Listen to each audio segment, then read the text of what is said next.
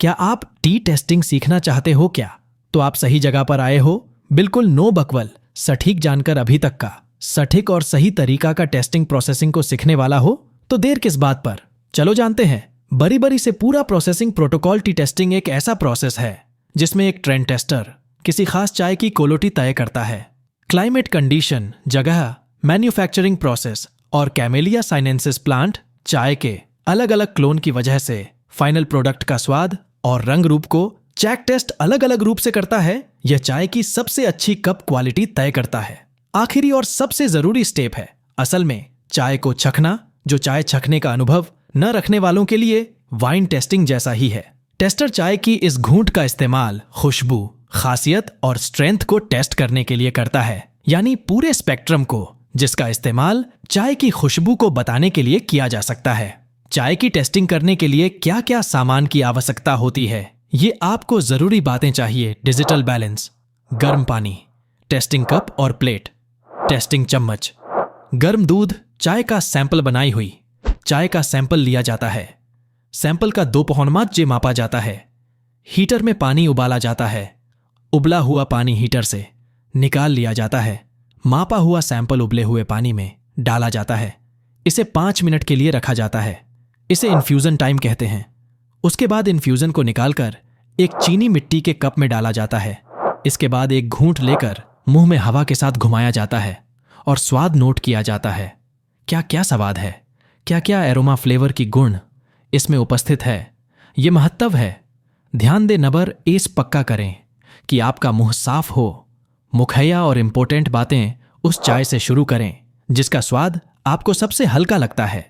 जरूरी नहीं कि रंग भी सबसे हल्का हो। चाय के प्याले को सूंघें। ड्रिंक के साथ अपने मुंह, जीभ, गले और पेट के रिएक्शन को महसूस करें। अगला सुगंध लेने से पहले 5 से 10 सेकंड रुकें, अपने मुंह को साफ करने और पिछली चाय का स्वाद हटाने के लिए ब्रेड का एक छोटा टुकड़ा खाएं। जब पत्तियां थोड़ी ठंडी हो जाएं तो उन्हें सूंघें, रंग और खुशबू की तुलना करें। यह सटीक और सही तरीका है। बहुत ही ध्यान से यह करना है और टेस्ट को अनुभव लेना है। नंबर 2, रंग। अच्छी क्वालिटी की चाय में गहरे या चमकीले पूरे रंग देखे हैं। पूरा विचारात्मक अनुभव से खुशबू। चाय में अच्छे कण होते हैं जो नाजुकता से रोल किए हुए पूरे पत्ते होते हैं।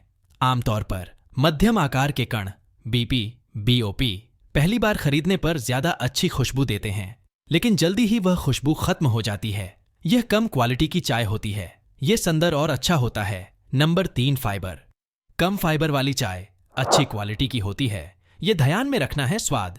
जाहिर है कि स्वाद क्वालिटी का सबसे जरूरी पैमाना है। अगर चाय ठीक से बनाई गई है तो शुरुआत में इसका स्वाद ताजा होना चाहिए और बाद में भी अच्छा स्वाद आना चाहिए।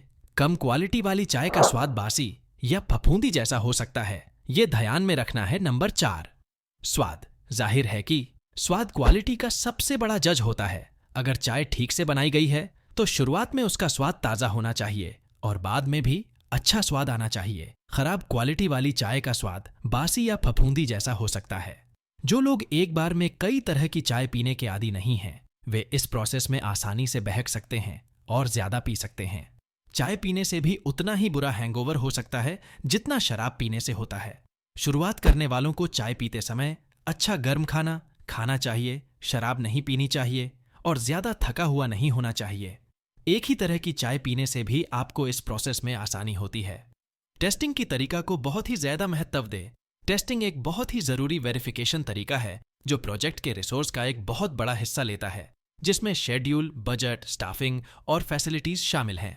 सिस्टम प्रोसेसिंग की कई कंस्ट्रक्टिव एक्टिविटीज के उलट टेस्टिंग इसलिए काफी अलग है क्योंकि यह असल में डिस्ट्रक्टिव होती है।